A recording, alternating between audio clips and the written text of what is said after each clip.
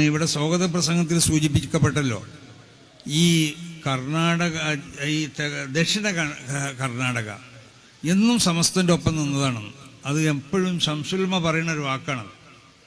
ഷെയ്ഖുന ശംസുൽമ എപ്പോഴും പറയലുണ്ട്, പല പ്രാവശ്യവും നന്ദിയിൽ വെച്ച് എന്നോട് പറഞ്ഞിട്ടുണ്ട്, ഈ ദക്ഷിണ കർണാടക എന്നും നമ്മളെ കൂടെ വന്നവരാണ്.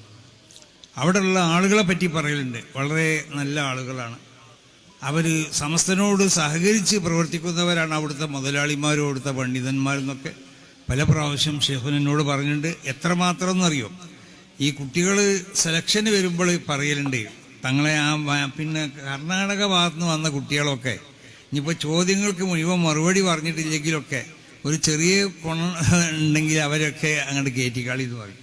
അങ്ങനെ ഒരു സ്നേഹം ബഹുമാനപ്പെട്ടവരുടെ മനസ്സിൽ ഈ ദക്ഷിണ കർണാടകയിലുള്ളവരോടുണ്ട്. അതൊരു സത്യമാണ്. അപ്പോൾ അവരിഷ്ടപ്പെട്ടൊരു സ്ഥലം എന്നുള്ള നിലക്ക് പല